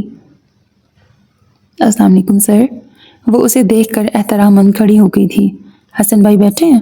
اپنی بے اختیارانہ جم جانے والی نظروں کو بہلا کر واپس موڑنے کے لیے اسے کتنی جدوجہد کرنی پڑی تھی۔ وہ ابھی نکل کے گئے ہیں تھوڑی دیر پہلے۔ اس شیریں سخن کے انداز میں کتنی شائستگی، ملامت اور متانت تھی واقعی ساری بات دل آنے کی، نظروں میں سمانے کی ہے۔ ایک لمحے میں کوئی محبوب نظر بن جاتا ہے۔ اس کے سینت سینت کر بچا بچا کے رکھے گئے تمام جذبے یک لخت اس پر حملہ آور ہو گئے تھے۔ اس کے بعد کئی بار دانستہ بے اختیارانہ بلا وجہ وہ حسن کی طرف آیا۔ جتنی بار اس سے ملا دل اس کی کشش کی لہروں کے جال میں پھنستا ہی چلا گیا۔ طارق عباسی اور خدیجہ خاتون عمرے کی ادائیگی کے بعد واپس آئے تو اس نے ایک دن جھجکتے ہوئے خدیجہ خاتون کو حال دل سنا دیا کہ وہ سیدھے اور شفاف راستے سے اپنی منزل پر پہنچنے کا خواہاں تھا۔ انہوں نے اگلے روز طارق عباسی سے بات کی۔ میرا خیال ہے اب ہمیں دونوں بچوں کے فرض سے سب کدوش ہو جانا چاہیے۔ ایاز نے تو اپنی پسند بتا دی ہے۔ حسن پر آپ زور دیں کہ جلد از جلد کسی کا انتخاب کر کے ہمیں بتائے۔ مزے کی بات یہ ہے بیگم کہ حسن بھی انتخاب کر چکا ہے۔ طارق عباسی نے یہ انکشاف کر کے انہیں حیران کر دیا۔ اور مجھے بھی لڑکی خاصی پسند آئی ہے۔ آفس میں کام کرتی ہے، نتاشا محبوب ہے نام اس کا، بڑی پیاری اور نیک لڑکی ہے، بڑے اچھے شریف خاندان سے تعلق رکھتی ہے۔ خدیجہ خاتون گم سم سی ان کی صورت دیکھتی رہ گئیں۔ لیکن طارق ایاز نے بھی تو اسی کو پسند کیا ہے۔ ہیں؟ طارق عباسی بھی ایک لمحے کو چکرا کے رہ گئے۔ یہ عجیب اتفاق ہے، اس طرح تو بہت مشکل ہو جائے گا۔ ان کے چہرے پر تفکرات کے سائے منڈلانے لگے۔ ایاز کو آپ جانتے ہی ہیں، ساری عمر کسی چیز کی تمنا نہیں کی اس نے، اپنے آپ میں مگن بے خبر رہا ہے۔ پہلی بار اس نے اتنا بے اختیار ہو کہ مچل کر ایک خواہش پوری کرنے کے لیے اصرار کیا ہے۔ دونوں گو کے عالم میں ایک دوسرے کو دیکھنے لگے۔ پھر اب کیا کیا جائے؟ حسن بھی اس سلسلے میں پہلی بار اتنا سنجیدہ ہوا ہے۔ میرا خیال ہے دونوں سے بات کر کے دیکھ لیں، ایک دوسرے پر کھلے گا تو خود ہی کوئی فیصلہ ہو جائے گا۔ ہمیں تو بہرحال دونوں کی خوشیاں عزیز ہیں۔ حسن عباسی کو پتہ چلا تو وہ بڑک ہی اٹھا۔ سوال ہی پیدا نہیں ہوتا کہ میں دستبردار ہو جاؤں، یوں بھی وہ ہے بھی میرے قابل۔ ان صاحب کے ساتھ اتنی خوبصورت، اتنی بے تحاشا حسین لڑکی بھلا سجے گی؟ حور میں لنگور والی بات ہو جائے گی، سارے لوگ ہنسیں گے۔ اس کے لہجے میں تضحیک، طنز اور استہزاء تھا۔ ایاز کے خوددار دل پہ بری طرح چوٹ پڑی۔ حسن بھائی، آپ کو میرے ساتھ اس طرح بات کرنے کا کوئی حق نہیں پہنچتا۔ غم و غصے سے اس کی ساملی رنگت مزید گہری پڑ گئی تھی۔ تم خود سوچو نا بھائی میرے کہ تم کس قدر احمقانہ بات کر رہے ہو، بھلا وہ اتنی حسین لڑکی تمہارا ہاتھ تھام سکتی ہے؟ ایاز کا چہرہ سرخ ہو گیا۔ اپنے تیز پڑتے تنفس پہ قابو پاتا وہ آندھی طوفان کی مانند باہر نکل گیا تھا۔ اگلے دن وہ نتاشا محبوب کے سامنے اپنے سچے پرخلوص جذبات کا اظہار کر کے اس کی رائے جاننے کو بے تابی سے منتظر نگاہیں اس کے چہرے پر ٹکائے ہمدن گوش تھا۔ نتاشا نے کشمکش کے عالم میں دونوں ہاتھوں کی انگلیاں آپس میں پھنسا لیں، پھر دھیمے سے نظریں جھکائے بولی، دیکھیے جی، اس بات کا فیصلہ میں نے امی جان پہ چھوڑ رکھا ہے، سو وہی مجاز ہے انتخاب کرنے کی۔ حسن بھائی، آپ نے زندگی بھر جو چاہا حاصل کر لیا، بن مانگے ہی محبتیں اور چاہتیں آپ کی جولی میں گرتی رہیں۔ آپ کو کچھ کمی نہیں کسی بھی شے کی۔ ایک سے بڑھ کے ایک حسین و ماہ جبین لڑکی مل جائے گی، جس پہ انگلی رکھ دیں گے آپ کی ہو جائے گی۔ مگر میرے بنجر سنسان دل کے صحرا میں صرف ایک ہی پھول کھل کر بہار دکھا سکتا ہے۔ آپ نے تو شاید اپنی فطرت کے مطابق وقتی کشش کے ذریعے اثر یہ فیصلہ کیا ہے، مگر میری زندگی میں بس یہی واحد سکھ ہے۔ اس کی التجا آمیز نظروں کے جواب میں وہ نہایت لاپرواہی سے صوفے پر نیم دراز پاؤں ہلاتے ہوئے کہنے لگا، او بھائی، کیوں اپنا تماشا بنوانے چلے ہو؟ بھلا سوچو، نتاشا کے گھر والوں کے سامنے چوائس رکھی جائے گی تو فیصلہ کس کے حق میں ہوگا؟ اور اس کے لیے زیادہ تردد نہیں کرنا پڑا۔ جواب حسب توقع تھا۔ انہوں نے پہلی نظر میں ایاز عباسی کو ریجیکٹ کر دیا تھا، البتہ حسن عباسی کے لیے انداز میں خاصی پسندیدگی نمایاں تھی۔ خدیجہ بیگم حیرت میں گم تو اس وقت ہوئی جب عائشہ بیگم کو نتاشا محبوب کی ماں کے روپ میں سامنے موجود پایا۔ وقتی طور پر پرانی رنجشیں بلا کر خاص اتفاق سے دونوں ایک دوسرے سے ملیں۔ عائشہ، گو میں نے کبھی حسن اور ایاز میں فرق محسوس نہیں کیا ہے، دونوں کو ایک سی توجہ اور ممتا کے جذبات کے ساتھ پالا ہے، مگر نتاشا میرے ایاز کی پہلی خوشی اور خواہش ہے، وہ نہ ملی تو اس کے ارمانوں کی دنیا دیر ہو جائے گی۔ جواب میں ایک پر اصرار سے مسکراہٹ عائشہ بیگم کے ہونٹوں پر مچلنے لگی۔ ارمان تو بس ارمان ہی ہوتے ہیں، کبھی آنسوؤں میں بہہ جاتے ہیں اور کبھی دل کے دل میں ہی رہ جاتے ہیں۔ وہ انہیں بہت پرانی بات یاد دلا رہی تھی۔ وہ ابھی تک وہ پرانا زخم نہیں بھولی تھی اور بدلہ لینے کا اس سے بڑھ کے موقع اور کون سا ہو سکتا تھا۔ بھائی تمہاری خواہش پر تمہارے بیٹے کا رشتہ قبول کر رہی ہوں، مگر حسن عباسی کا، کہ اسی کے ساتھ جوڑ بنتا ہے میری بیٹی کا۔ میں بے جوڑ رشتے بنانے کے قائل نہیں ہوں۔ مگر عائشہ، ایاز میں کس چیز کی کمی ہے ماں سوائے ظاہری صورت کے؟ وہ حسن سے کسی طور کم نہیں ہے۔ ان کی ممتا تڑپ اٹھی تھی، مگر عائشہ بیگم کا فیصلہ اٹل تھا۔ دلہا بنے حسن عباسی نے جن فاتح اور مغرور نگاہوں سے ایاز عباسی کو دیکھا تھا، اس نے ایاز کے ساتھ ساتھ خدیجہ بیگم کے دل پہ بھی جیسے گھونسا سا رسید کیا تھا۔ شادی کے کچھ عرصے بعد ہی عائشہ بیگم نے سوچے سمجھے منصوبے کے تحت حسن عباسی پر اپنا اثر جمانا شروع کر دیا۔ کچھ مدت بعد کسی معمولی بات پر اختلاف کے بعد حسن نے عباسی بلڈرز میں سے اپنے شیئرز الگ کر لیے اور حسن بلڈرز کے نام سے اپنا کاروبار شروع کر دیا۔ عائشہ بیگم نے اچھی طرح اسے سکھانا پڑھانا شروع کر دیا کہ اس کی ستیلی ماں اور بھائی اس کا حق مارتے رہے ہیں، اس کے باپ کی جائیداد پہ قابض ہو کے دونوں ہاتھوں سے لٹا رہے ہیں۔ اوپری محبت جتاتی ہے خدیجہ بیگم، ورنہ اس نے کبھی دل سے تمہیں اپنا بیٹا نہیں مانا۔ اس کی ہمدردیاں اپنے سگے بیٹے کے ساتھ رہی ہیں، بہتر ہے تم بھی ان کا خیال کرنا چھوڑ دو۔ اس طرح حسن عباسی کو خدیجہ بی بی اور ایاز عباسی کے اتنا خلاف کر دیا کہ وہ جائیداد میں سے حصہ لے کے الگ ہو گیا۔ پھر عائشہ بیگم کے شدید اصرار پر جب عائشہ ہاؤس شفٹ ہوا تو خدیجہ بی بی کا ضبط جواب دے گیا، عائشہ یہ تم مجھ سے کس قسم کا بدلہ لے رہی ہو؟ ان کی پیشانی پر بہت سی ناگوار شکنیں پڑ گئی تھیں۔ جواب میں انہوں نے ٹھٹھا لگایا، مجھے کیا ضرورت پڑی ہے بدلہ لینے کی؟ تقدیر خود تمہیں سبق سکھا رہی ہے، جو کچھ تم نے کیا تمہارے سامنے آ رہا ہے۔ ان کی زہریلی ہنسی خدیجہ بی بی کو بری طرح تپا گئی۔ میں نے کیا کیا تھا؟ تقدیر مجھ پہ مہربان تھی سو مجھے میرے نصیب کا لکھا مل گیا۔ تم ابھی تک اسی بات کو دل پہ لیے بیٹھی ہو۔ اب کوئی عمر رہی ہے ان باتوں کی؟ عمر اور وقت کوئی بھی ہو، زخموں کی فصل ہمیشہ تازہ رہتی ہے خدیجہ بی بی۔ ایک ایک لفظ پہ زور دیتے ہوئے انہوں نے براہ راست خدیجہ بی بی کی آنکھوں میں آنکھیں ڈال کر کہا، ایک کھیل تقدیر نے دکھایا تھا مجھے اور اب یہ باری تمہاری ہے۔ اب تم دیکھو تماشا، اس وقت قسمت نے تمہارا ساتھ دیا تھا اور اب میری باری ہے۔ خدیجہ بی بی کے سر سے لگی اور تلووں پر بجھی آگ بگولا ہو کر برہمی سے سر جھٹکتے ہوئے بولی، سازشی عورت، دکھا لو اپنی کمظرفی جتنی دکھا سکتی ہو، بڑکا لو میرے بیٹے کو جیپ بھر کے میرے خلاف، دیکھتی ہوں کہاں تک گر سکتی ہو تم۔ جواب میں انہوں نے ایک طویل کہا لگایا، ارے بھائی اتاولی کیوں ہوتی ہو؟ ابھی تو تمہیں دوسرا مرحلہ طے کرنا ہے، دوسرے بیٹے کی شادی کرنا ہے، اپنے اس کم صورت بے کشش بیٹے کی شادی۔ کس قدر زہرناک طریقے سے مذاق اڑا رہی تھیں وہ ایاز کی کم روئی کا۔ خدیجہ بی بی کے دل میں جیسے بھانبڑ چلنے لگے۔ بڑا زام ہے تمہیں اپنی اور اپنی بیٹی کی خوبصورتی کا؟ دیکھنا اپنے بچے کے لیے ایسی دلہن لاؤں گی جس کے آگے تم دونوں پانی بھرتی نظر آؤ گی۔ اور پھر انہوں نے یہ ممکن کر دکھایا۔ جمیلہ خاتون سچ مچ بے تحاشا حسین اور خوبصورت تھیں۔ اولاد تو باپ پر ہی جائے گی نا، نسل تو تمہاری وہی رہے گی۔ عائشہ بیگم تانا زنی سے ابھی بھی باز نہیں آئی تھیں، مگر ارسل کی پیدائش نے ان کے سینے پر سانپ لوٹا دیے۔ اس نے ایک نقش بھی باپ کا نہیں چرایا تھا، اپنے دادا اور ماں کی ساری خوبصورتیاں سمیٹ لایا تھا اپنے وجود میں۔ یہ الگ بات تھی کہ رفت اور نبیل نے البتہ باپ کی رنگت چرائی تھی۔ اس وقت ارسل 5-6 سال کا تھا جب حسن عباسی کے ہاں منتوں مرادوں کے بعد زرشا کی پیدائش ہوئی۔ وہ ہو بہو ماں اور باپ کا عکس تھی۔ عائشہ بیگم پھولے نہیں سما رہی تھیں۔ انہیں اپنی خاندانی وجاہت اور خوبصورتی کے راگ الاپنے اور اس پہ مغرور ہونے کا ایک اور ذریعہ مل گیا تھا۔ حسن عباسی مکمل طور پر عباسی فیملی سے کٹ چکا تھا۔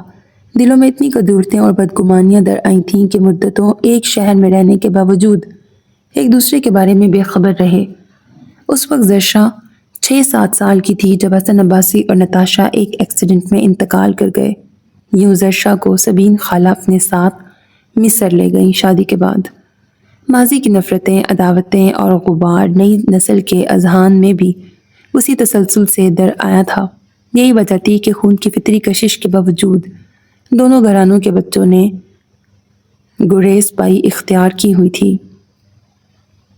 اس ایک سال نے کتنا بدل دیا ہے تجھے زری، اتنی چپ چپ اور سنجیدہ صورت تو تیری کبھی امتحانوں کے دوران بھی نہیں ہوتی تھی، نانی پرتشویش انداز میں کہہ رہی تھیں۔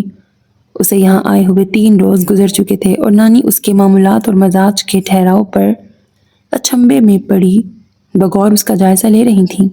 بس نانی، اب بڑی بھی تو ہو گئی ہوں نا، پھیکی سی مسکراہٹ لبوں پہ لا کے اس نے ٹالنا چاہا، مگر نانی کچھ مطمئن نہ ہوں۔ اب کی بار تو نے اپنی دادی سے ملنے کی ضد بھی نہیں کی، ان کے ہاں بھی نہیں گئی، حالانکہ تجھے کل سے کہہ رہی ہوں کہ دنیا دکھاوے کو ہی صحیح، ارسل کی طبیعت پوچھ آؤ، سارے جان پہچان کے لوگ پوچھنے آئے ہیں اسے، بیچارے بچے کو بیماری بھی تو اتنی سنگین لاحق ہے، ختیجہ کے اعمالوں کی سزا اس غریب کو مل رہی ہے۔ نانی کے انداز میں تعسف، تمسخر اور ہمدردی کا امتزاج تھا۔ زرشا نے اپنے چہرے اور آنکھوں کے تاثرات کو اس حد تک سرد کر لیا جیسے اس بات کا اس کی ذات سے دور کا بھی کوئی واسطہ نہ ہو۔ جس گاؤں نہیں جانا اس کے کوس کیا گننا، کیوں رات کی ریت پہ بکھرے ہوئے تاروں کے کنکر چنتی ہو، کیوں سناٹے کی سلوٹ میں لپٹی آوازیں سنتی ہو، کیوں اپنی پیاسی پلکوں کی جھالر میں خواب پہ روتی ہو، کیوں روتی ہو؟ اب کون تمہاری آنکھوں میں صدیوں کی نیند انڈیلے گا؟ اب کون تمہاری چاہت کی ہریالی میں کھیل کھیلے گا؟ اب کون تمہاری تنہائی کا اندیکھا دکھ جھیلے گا؟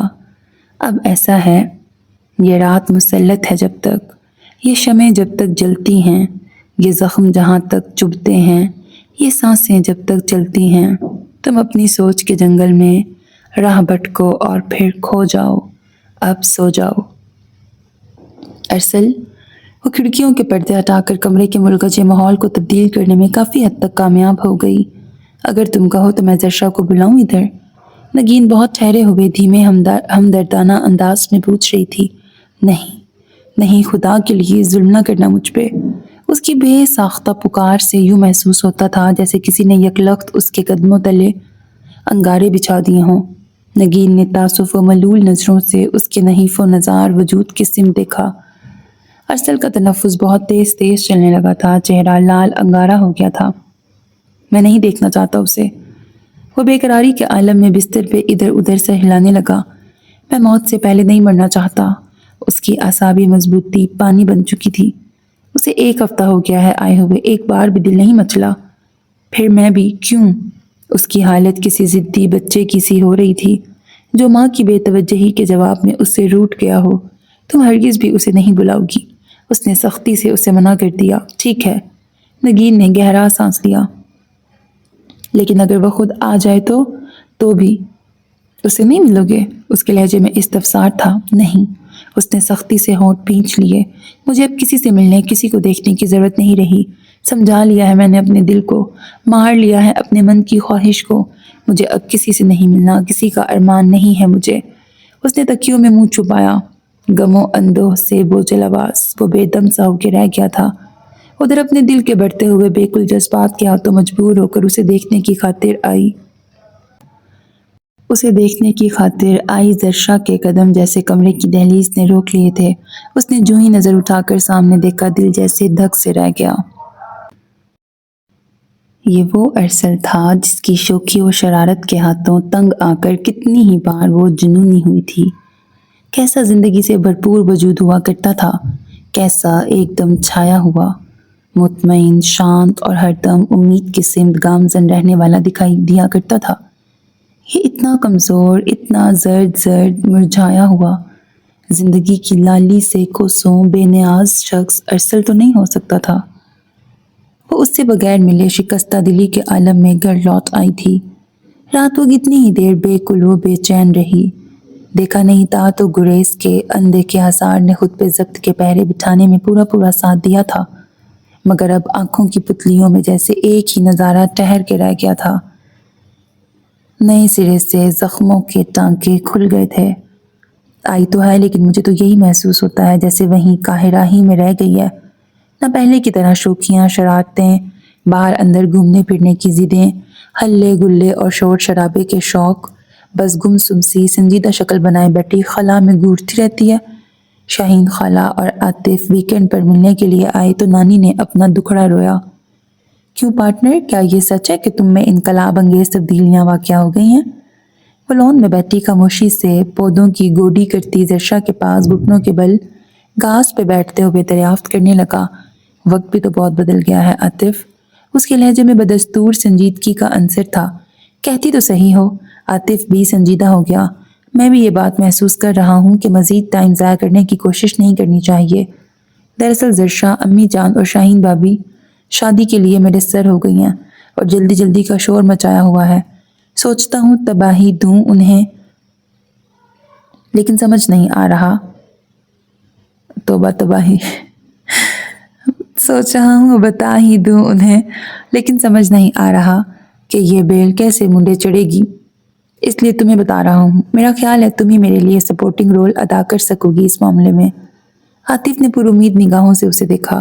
ہاں ہاں تم کہو۔ زرشا نے بھی اسے مایوس نہیں کیا تھا۔ نگین، مختصر ترین الفاظ میں بتا کر وہ اس کے چہرے کے تاثرات جانچنے کے لیے بغور اسے دیکھنے لگا۔ زرشا نے سوچنے کے سے انداز میں اس کی سمت دیکھا۔ مشکل ہے، اور وہ بھی ٹھیک ٹھاک قسم کی مشکل۔ ویسے دوسری طرف کیا پوزیشن ہے؟ کیا وہ راضی ہے؟ نہ میں نے کبھی پوچھا، نہ اس نے کبھی بتایا۔ ویسے اس کے چہرے کے تاثرات اور ڈھکا چھپا کترایا انداز اس کی پسندیدگی کی واضح دلالت کرتا ہے۔ یہ لکھا ہے یہاں پہ۔ بڑا تجربہ ہے بھئی۔ اس کے روانی کے عالم میں بے اختیار منہ سے نکلنے والے جملے نے بے ساختہ ہی زرشا کو ہنسا دیا تھا۔ اس دن وہ کچھ گھریلو سودا سلف لانے کے لیے گاڑی نکال رہی تھی۔ گاڑی باہر لا کر روکی اور اتر کر گیٹ بند کر کے جوں ہی مڑی، ساکت سی رہ گئی۔ خود سے بیزار نڈھال سا ارسل اندر کی یکسانیت سے زد ہو کر لڑکھڑاتے ڈگمگاتے قدموں سے لون عبور کر کے باہر گیٹ کے پاس آ گیا تھا اور دیوار سے پشت ٹکائے دونوں ہاتھ سینے پہ باندھے سڑک کے اطراف ادھر ادھر دیکھ رہا تھا۔ اب فرار کا کوئی رستہ نہیں رہا تھا۔ گریز پائی کے لیے کوئی ساتھ نہ بچی تھی۔ دونوں ایک دوسرے کے مقابل کچھ فاصلے سے کھڑے بے اختیار پیاسی نگاہوں سے ایک دوسرے کو دیکھ رہے تھے۔ پھر دونوں کے لب مرتعش ہوئے، کچھ کہنے کو بےتاب ہوئے، مگر سارے قصے، ساری کہانیاں، ساری باتیں جیسے لبوں پہ آتے آتے ٹھٹر کے رہ گئیں۔ دونوں کے درمیان 5 فٹی سڑک حائل تھی، مگر نہیں، دونوں کے درمیان برسوں پہ محیط دشمنی، عداوت اور نفرت کی خلیج حائل تھی۔ دونوں کے درمیان مجروح جذبات کے رد عمل کے طور پر پلتے جوابی منتقمانہ جذبات حائل تھے۔ دونوں نے ایک ساتھ پسپائی کے لیے قدم اٹھائے۔ ارسل لڑکھڑاتے قدموں سے دیوار کا سہارا لیے کھلے گیٹ سے دھیرے دھیرے اندر کی طرف بڑھنے لگا، اور وہ تھکے تھکے ٹوٹے بکھرے انداز میں ڈرائیونگ سیٹ کی جانب آ گئی۔ گاڑی بیک کرتے ہوئے یوں ہی اس نے کھلے گیٹ سے اندر کی جانب نگاہ کی، اور جیسے برقی روح کسی تیزی سے ایک سنسنی آمیز احساس اندر کوندتا گیا۔ عین اسی لمحے ارسل نے بھی دل کے ہاتھوں مجبور ہو کے بے اختیار پلٹ کے دیکھا تھا۔ پھر گہری افسردہ سانس سوگوار و ساکت فضا کے حوالے کرتے ہوئے دونوں اپنی اپنی منزل کی سمت روانہ ہو گئے۔ بظاہر یہ کچھ بھی نہیں تھا، کوئی حادثہ نہیں ہوا تھا، لیکن وہ دونوں بے خبر رہے تھے کہ ان کا راز نہیں رہا تھا۔ عائشہ ہاؤس کے ٹیرس پہ کھڑی عائشہ بیگم اور اتفاقاً خدیجہ ہاؤس کے ٹیرس کے ریلنگ سے ٹیک لگائے ختیجہ بی بی نے نہایت غور سے خاموش اظہار کا یہ مظاہرہ دیکھا تھا۔ اس کے مطالب و معنی سمجھنے میں قطعی دشواری پیش نہیں آئی تھی کہ دونوں ان لطیف وارداتوں کے ہر پہلو سے آشنا تھیں۔ ارسل اس سٹیج تک کیوں پہنچا، یہ ختیجہ بی بی کی سمجھ میں آ گیا۔ زرشا کی بے ساختگی، روانی اور لاابالی پن کو کس کی نظر کھا گئی، یہ عائشہ بیگم پر کھل چکا تھا۔ وہ رات جہاں ارسل اور زرشا پر باری تھی، وہاں دو اور ہستیاں بھی ماضی، حال اور مستقبل کی کڑیاں جوڑنے میں لگی رہیں۔ تو یہ تھا سارا قصہ، خدیجہ ہاؤس کے ہر فرد پہ کھل گیا تھا۔ گویا وہ میرا واہمہ نہیں تھا۔ نبیل نے اس انکشاف کے بعد پرخیال نظروں سے رفت کی جانب دیکھا تھا۔ مجھے جانے کیوں بار بار یہ احساس ہوتا تھا کہ بھائی کی اس حالت کا زرشا کی روانگی سے بہت گہرا تعلق ہے۔ ارسل مجھے اسی زمانے میں یہ بتا چکا تھا۔ نگین شکر ادا کر رہی تھی کہ کم از کم اس کی پوزیشن تو کلیئر ہوئی۔ اسی لیے میں خصوصی طور پر اس کا خیال کر رہی تھی، کیونکہ یہ بات اس نے صرف مجھ سے ہی شیئر کی تھی۔ تو پھر تم نے بتایا کیوں نہیں بیٹے؟ ایک گہری ملول و متاسف افسوس زدہ سانس چھوڑتے ہوئے جمیلہ بیگم نے درد مندی سے کہا تھا، کیا فائدہ ہوتا خالہ جان؟ اس نے دھیمے سے کہا۔ کمرے میں ایک سوگوار سا سکوت طاری ہو گیا۔ شاہین خالہ نہایت جرأت سے اپنے سسرال رشتہ داروں سمیت عاطف کا رشتہ لے کر ختیجہ ہاؤس پہنچ گئی تھیں اپنے سسرالی رشتوں کے ساتھ۔ دیکھیے خالہ جان، آپ کے اور امی کے درمیان جو اختلاف ہے وہ اپنی جگہ، مگر مجھ سے اور میرے سسرالیوں سے اس گریز کا کوئی جواز نہیں بنے گا۔ نہ میرے اور میرے سسرالیوں کے دل میں ایسی بات ہے، نہ آپ اپنے دل میں رکھیے۔ شاہین خالہ تو دو ٹوک بات کرنے کی عادی تھی، یوں بھی نگین کا اس حریفانہ کارروائی میں کیا حصہ بنتا تھا؟ وہ ختیجہ بی بی کی بھانجی کی اولاد تھی اور عاطف کا بھی عائشہ ہاؤس والوں سے براہ راست کوئی سگا رشتہ نہیں بنتا تھا۔ نگین کا گھر تو انہیں بسانا ہی تھا اور عاطف نے بھی ماں سوائے عائشہ بیگم سے تعلق واسطے کے اور کوئی برائی نہیں تھی۔ سو کچھ ٹال مٹول کے بعد بلاخر رشتہ قبول کر لیا گیا اور منگنی کی تاریخ طے ہو گئی۔ خاندان کی پہلی خوشی تھی، سو مہمانوں کا جم غفیر جمع ہونا لازم تھا۔ رات گئے تک ہنگامہ جاری رہا، دنیا دکھاوے کو عائشہ بیگم بھی زرشا کے ہمراہ موجود تھیں۔ پھر آہستہ آہستہ رات گہری پڑتے ہی سب نے اپنے گھر کی راہ لی۔ آخر میں عائشہ بیگم بھی اٹھ کھڑی ہوئیں۔ تمہارا تو 2 قدم سامنے گھر ہے، ابھی بیٹھو، پہلی بار تو آئی ہو، ختیجہ بی بی نے انہیں اٹھتے دیکھ کر بے اختیار کہہ دیا۔ ان کے لہجے میں سچائی محسوس کر کے وہ اٹھتے اٹھتے بیٹھ گئیں۔ جمیلہ خاتون اور ایاز عباسی کا رویہ بھی بڑا احترام آمیز تھا۔ یوں بھی شروع سے ہی دونوں نے کبھی دونوں سہیلیوں کے مابین جاری جذباتی جنگ میں کودنے کی کوشش نہیں کی تھی۔ ہمیشہ سے ہی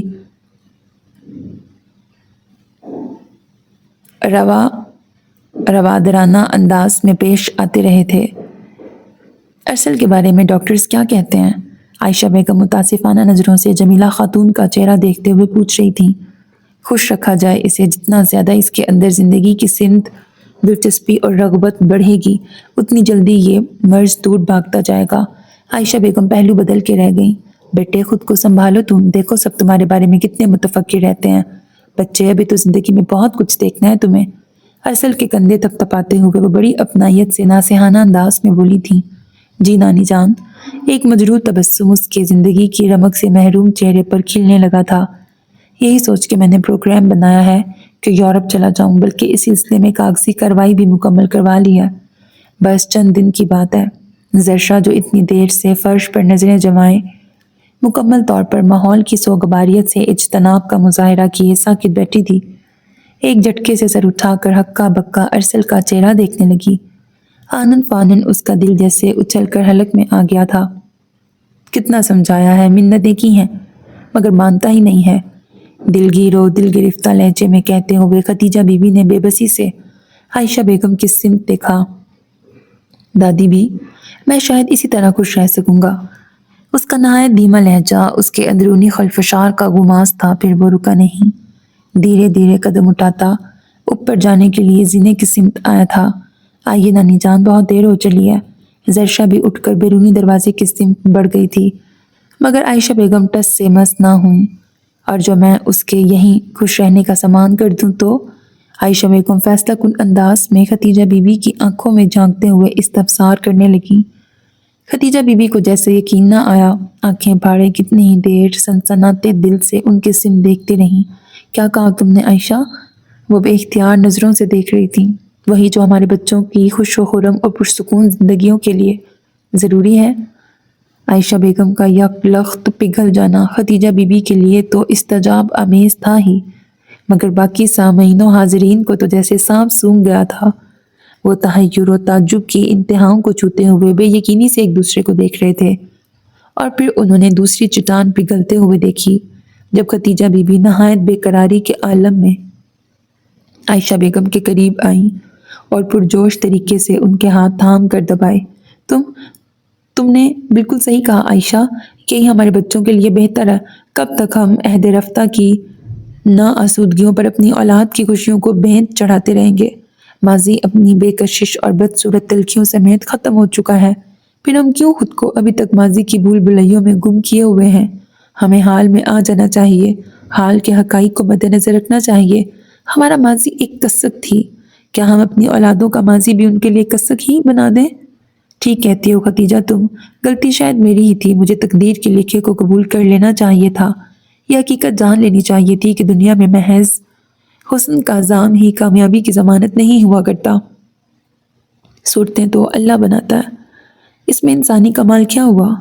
عائشہ بیگم کھلے دل سے اعتراف کر رہی تھیں، پھر صدیوں کے ٹوٹے بچھڑے رشتوں کا ملاپ شروع ہوا۔ ارے وہ کہاں ہیں جن کے لیے یہ بزم بہارا سجائی گئی ہے؟ نبیل کی استفہامی آواز نے باقی سب کو بھی متوجہ کر لیا۔ واقعی وہ دونوں ادھر نہیں تھے، اس انقلاب سے قطعی بے خبر تھے۔ ارسل اوپر کمرے میں جا چکا تھا اور زرشا نانی کے انتظار میں بیرونی دروازے کے باہر لون کی ملگجی روشنی میں کھڑی تھی۔ میں لاتی ہوں ارسل کو۔ نگین برق رفتاری سے سیڑھیاں چڑھ گئی تھی۔